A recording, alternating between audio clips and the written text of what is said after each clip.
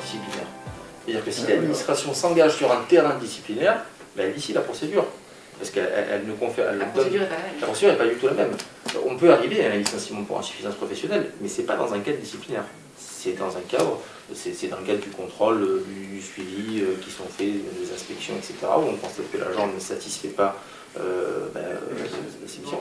Dans le contentieux de la discipline, on approche presque le pénal, si vous voulez. Il y a cette notion de je fais en conscience quelque chose qui porte atteinte ou qui est interdit.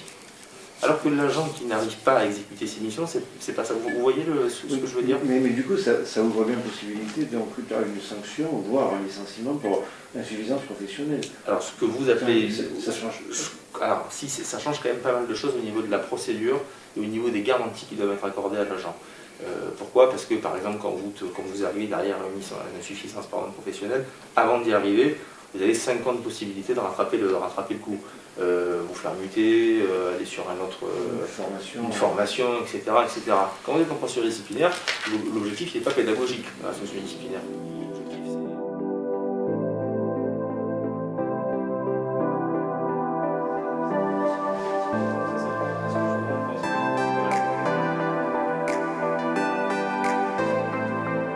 D'instruction devant le juge administratif qui sont longs. On est quand même encore aujourd'hui sur 12 à 18 mois pour avoir une décision au fond devant le juge administratif. Et de fait, la situation de l'agent, elle n'est pas du tout confortable. Il existe donc une possibilité de saisir, alors non pas le tribunal au fond, mais de saisir le juge des référés d'une demande de référé suspension aux fins de permettre, si les conditions sont réunies, de paralyser les effets juridiques de la décision.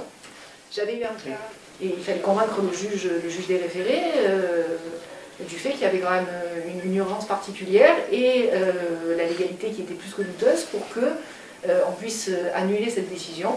Il y avait eu un pourvoi devant le Conseil d'État, du rectorat, et le Conseil d'État les avait envoyés sur les roses, donc il avait pu être intégré, et finalement...